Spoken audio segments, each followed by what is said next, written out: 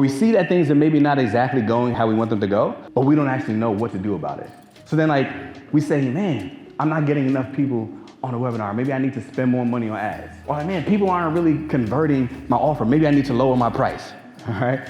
Or man, people aren't staying in my programs. Maybe I'm targeting the wrong audience. And what ends up happening is we start to try to find the fix to a problem that we don't have, and we ignore the problem that we do because we don't realize it exists. The bridge from where you are to where you want to be is constructive skills that you have yet to acquire. The only reason why you're not exactly where you want to be just yet is just because you haven't acquired that skill. But one thing I tell my clients all the time is that you are one skill away from changing your life forever. I'm Darryl Williams Jr., and I help people teach in a way that sticks so that you get better client results, which obviously leads to income and impact. Is that all right? Absolutely. So, we're my experts in the room. If you identify with anything that's on the screen, my course creators, my keynote speakers, my authors, wave at me if you identify with any title there on the screen. There we go. Those are my people. Consultants. Absolutely. That's what I like to call an expertpreneur, or somebody who monetizes your expertise. All right, and that's exactly what helped. But we're not talking about that guy right now. What we really need to dive into, what I really think most of us are really going to connect with, is not that version of Darryl, but it's actually middle school Darryl. You can't, no, it's not an all moment. You can't, it's not what that's what, exactly, right? It's funny, I was looking at Marcus put up Baby Marcus yesterday, and I was like, all right, here we go. But middle school Darryl, I grew up in Staten Island, New York, and I can remember being a middle schooler. I was 11 years old, and I was like, I started getting that feeling, I was like, dang, I need a girlfriend, you know what I mean? Like, I need to date somebody. I got needs, you know what I mean? Like, I was like, I got to figure this thing out. So when I started looking at where I was in 6th grade, I was born in 92. I wasn't really attracted to those that were my age. I was always into people that were a little older than me, girls a little older than me. You have to be 80s, 90s babies in the house, 80s, 90s. Here we go. All right, I was looking more 80s, 60s, 70s. Any 60s, 70s people? Okay, all right, come on. There you go. Yeah, y'all could have been my parents. So for me, I was like, I can't get with the 6th grader. Like the 6th grade girls are those are immature. I need a 7th or 8th grade girl, you know what I'm saying? But I knew that 7th, 8th grade girl, you can't just come with the same 6th grade energy. So I know a couple of years ago, there was a popular word like Riz, like how you kind of pick up girls, like spin game and things like that. So I was like, I need to be a grizzly bear, you know what I'm saying? He's like, if I'm gonna get a 7th, 8th grade girl, you gotta come with it. So I devised a plan. I was like, this is what I'm gonna do. There was a 7th grade girl that I remember, her name was Olivia. I was like, that's it, let's get it. We were in the cafeteria. Y'all let me know if this is a good plan. We're in the cafeteria. 6th grades on one side, 7th grades on the other side. I had my idea. I got my boys, Timmy, Toby, Eddie. I was like, bro, here's what we're gonna do. Here's the plan. Watch this. I walked over to the 7th grade side of the room. I saw Olivia. She was sitting with all her friends. And I was like, hey. She was like, hey. And I was like, one of my friends likes you. And then she started giggling. And she's like, which one? Watch this. She's like, which one? I was like, it's up to you to find out. And then turn around, you know what I'm saying? And then walked back to my side of the room, sat down with my boys, Timmy, Toby, Eddie. I was sitting there. And then, guess what she did? She started coming from across the room, just like I planned. I was like, yeah. So she walked across the room with her girls. I was sitting with my boys. They walked up to us. They was like, hi, who is it? And we were sitting there. And then I was like, me. You know what I'm saying? What y'all think? Good idea, bad idea? Horrible is crazy. Horrible is a crazy word. Think, for a 6th grader, I'm 11. Can you put yourself in that mindset? All right. Okay. That's what I'm saying. I thought it was a pretty good strategy. Did it work?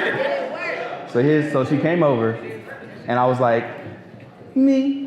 And then she was like, ah. I was like, yo. And all my boys were like, oh. I was like, yo, That's crazy. And I was like, you know what? I'm never doing this again. I'm not dating anybody. I'm not, like, I was broken because I got rejected. And the crazy thing is, I thought I had the skill that I needed to have in order to get the results I wanted to get. Come on. But I didn't, obviously, because I was rejected. And there's a lot of us that are missing out on some things because we think we have the skills that we need to have, but we don't realize that we don't. It's actually called unconscious incompetence. It's called unconscious incompetence. That means I have no idea that I don't know what I'm doing. I thought I was a grizzly bear. I thought, you know what I'm saying? Like, I thought I knew what I was doing, but I had no idea that I didn't know what I was doing. And when we are talking about skill acquisition and mastery of skills, these are the 4 pillars of how you learn something. At first, we're unconsciously incompetent. Like, I don't know what I don't know. But then you become aware, and then you realize, oh, there's a skill that I lack that's holding back my growth. That's known as conscious competence. Now I'm aware. Then after we learn the skill, we transition to conscious competence, which means I know what I'm doing. I just got to think about it. You know what I'm saying? I got to pay real close attention, be real strategic. But then once you really get that thing and master it, that's what is known as unconscious competence. Like, you just do this thing, and you just do it so well. And the crazy thing is, a lot of us experience this so much in our businesses, where we're at the unconscious incompetence phase, where we see that things are maybe not exactly going how we want them to go, but we don't actually know what to do about it. So then, like, we say, man, I'm not getting enough people on a webinar. Maybe I need to spend more money on ads. Or like, man, people aren't really converting my offer. Maybe I need to lower my price, all right? Or like, man, people aren't staying in my programs. Maybe I'm targeting the wrong audience. And what ends up happening is we start to try to find the fix to a problem that we don't have, and we ignore the problem that we do because we don't realize it exists. That's good. That's good. So what that means is, on my visual people, I know yesterday we said we had some visual learners, right? We have some visual learners. Let me break it down one more time. This is you over here wondering, why is it that I'm doing all the things that I feel like I'm supposed to be doing, but everything that I want is actually on the other side? It's like the life that I want is over there. It's like financial freedom is over there. Predictable revenue is over there. Generational wealth is over there. Why is it that I'm here and there's a gap between where I am and where I want to be? The beautiful thing is, it's actually really simple to close that gap. It's super obvious. Just looking at what you see on the screen, how does anybody close a gap of anything? It's one of the oldest ways that people close gaps. In ancient civilizations even, they took what they had, and when there was a gap, they built a bridge. They used what they had, fallen trees, rocks, mud. In ancient civilizations, the bridge from where they were to where they wanted to be was constructed by fallen trees, mud. In your business, the bridge from where you are to where you want to be is constructed of skills that you have yet to acquire. The only reason why you're not exactly where you want to be just yet is just because you haven't acquired that skill. So many times we look at other people that, man, they're living the life that I want. They have the things that I want. They're having the outcomes and the results that I was looking for. Is it because they have more followers? Is it because they've been doing it longer? Is it because she looks better than me? No, it's because they have a skill that you haven't yet mastered. But one thing I tell my clients all the time is that you are one skill away from changing your life forever. Just one skill away. So when I was thinking about today, you know me, I'm a teacher. Like, can I help people teach in a way that sticks? What is the one skill that I can give them in the time that I have? And I was like, I could give them a skill or strategy that they can apply on their next presentation that's going to lead to greater conversions. But I was like, why not give them the skill of how to learn any skill they need to learn? So it's all right with you. I have 3 quick steps to learning any skill that's possible. Is that all right? That way we can stop looking like middle school Daryl. And we can start building those bridges. Let me say, build that bridge. Build that bridge. Let's do it. I call it the bridge skill framework, the skill bridge framework. 3 quick steps that when you apply these 3 steps, you can learn any skill that you need to learn. I bet this happens to you. Your audience loves you. They tell you that you're brilliant, so inspiring, but your Stripe account looks like a roller coaster. Here's the secret. Applause doesn't equal income. But when you learn to teach in a way that transforms, That changes everything. That's exactly what you learn inside of the 3-day Monetize Your Expertise Accelerator. I'll help you build a system that keeps client, creates breakthrough, and stabilizes your income. It's super simple to sign up. The link is in the description below. I'll see you there. All right, we're taking notes, you're writing these things down. The first thing I had to do was research, how do people even build bridges? There's 3 phases in the bridge building process, okay? Even that they do now as we're going through bridges. Before you even start building the bridge, the first thing that you have to do is you got to survey. Like, you've got to see what materials I need. Is this land suitable? Where do I need to get to? You understand? The first thing that we have to do is survey. And it's the same thing in our skill acquisition process. For us to be able to learn any skill, the first thing we have to do is identify the areas in which we're already strong and identify the areas in which we're weak so you know what skill we need to acquire. You have to start there, right? It makes sense. Let me take it outside of business so I can give you a concrete, clear example. How? How do I know the skill that I need? If I'm unconsciously incompetent, how do I know which skills I need to grow? Here's what you can do. Pay attention to the indicators and then do a deep dive by asking why. What do you mean? So let's just say that people always invite you over and they invite you out to the event, they invite you to the potluck, but they don't ask you to bring a dish. Like, they ask you to bring the cups, the plate, they ask you to bring the ice. That is an indicator of something. Or maybe they do say, yeah, you can bring a dish. And like, you come to Thanksgiving and you bring the macaroni and cheese. But you also leave with the macaroni and cheese. That is an indicator that maybe there's a skill you need to master. Or, you know, kids are gonna tell the truth. Like, maybe whenever you cook, your kids are like, Dad, this is gross. This is an indicator that the skill you need to grow is the ability to cook, right? So we pay attention to the indicators and ask why. I love how Madi brought up AI. One of the ways that you can do that, here's what you can do. If you're noticing, man, in my business, again, my ads are not converting, my content is not growing, people are joining my webinars, but they're not staying or they're not buying. Instead of always wondering, is it my marketing, is it my offer, is my sale, like all of the things, here's what we can do. Take all of the indicators, plug it into your favorite AI, like Madi was saying, and then ask it, look at the common thread of all these things and do a deep dive, go down to the core and tell me what is the root reason why this isn't working. And it's gonna identify the skill that you need to grow. Does that make sense? Yeah. All right, so the first thing that we have to do is we have to survey. The second thing that we have to do after we survey, after we see what we need, once we identify the skill that we lack, now we know what to attack. The second phase of the bridge building process is actually where you sculpt it. That's when they actually bring out the hard hats, they actually start building that bridge. What that means for us is this is the time where you actually start learning that skill that you need to grow. The one that you identified in phase 1, now you actually start learning that skill. The natural question people ask, they say, well, how?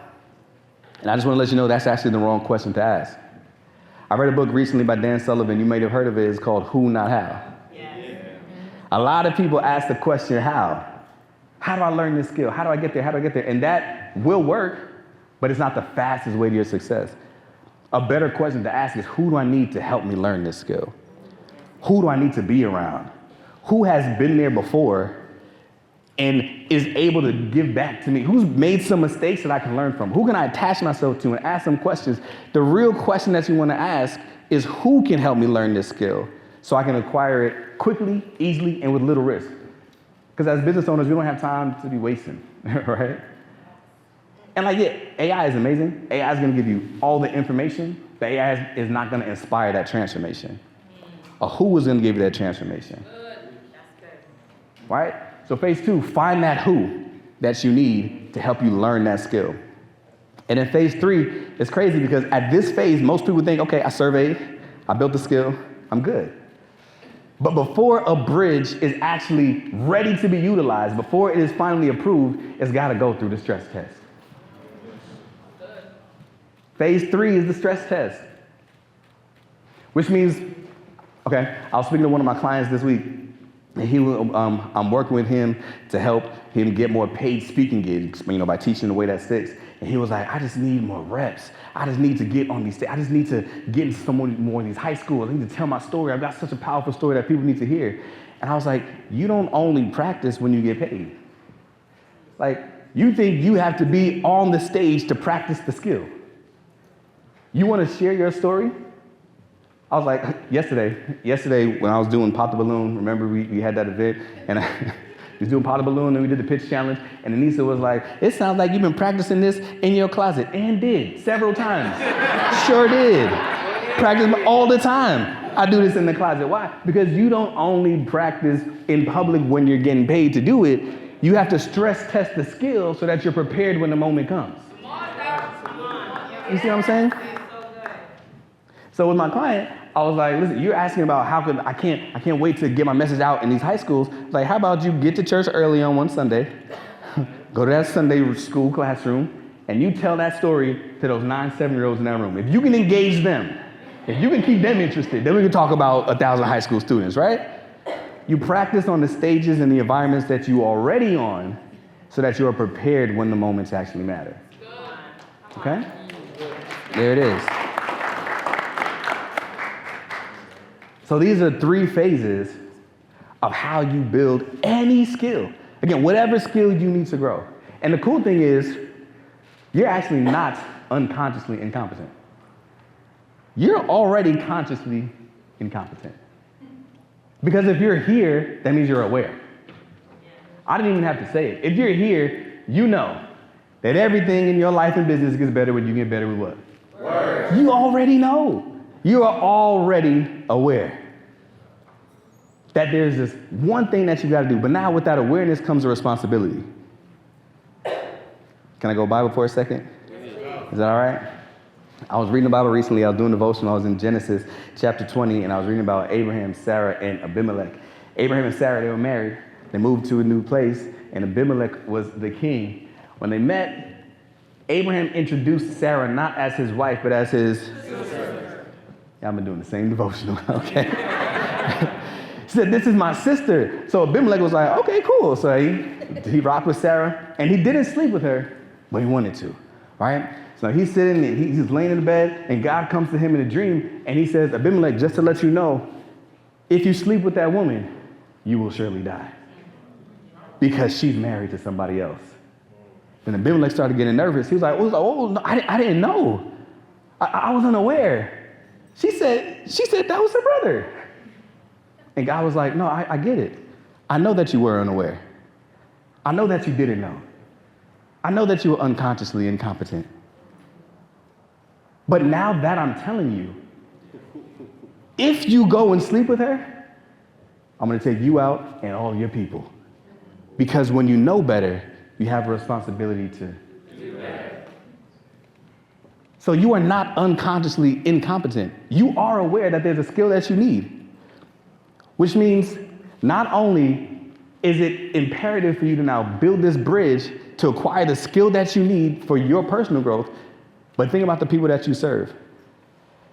If you know that you are incompetent in the skill that's going to help them get the result that they deserve through working with you, how can you continue to serve with integrity if you don't know how to do the skill the right way? But when you learn this skill, when you get it, when you build that bridge from incompetence to competence, it's that confidence that breeds your confidence. It's that confidence that says, now I can demand some more money. Now I can get paid on these bigger stages. It's that confidence that changed middle school Darryl. Once I started getting some confidence, I told you when I was in middle school, I was like, I'm never dating again. I'm not doing this ever again.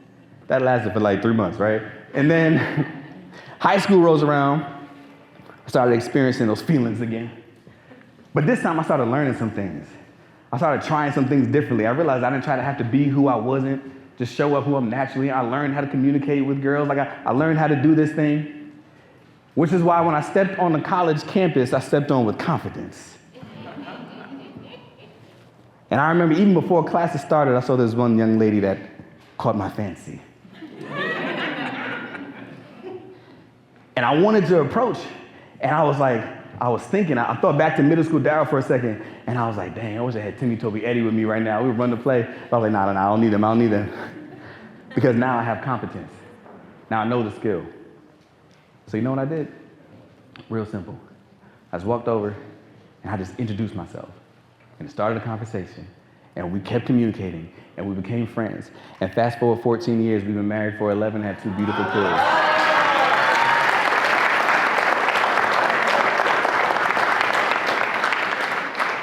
Look, the reason why I'm able to live my happily ever after was because I mastered the skill that I needed to have in order to get the result I wanted to get.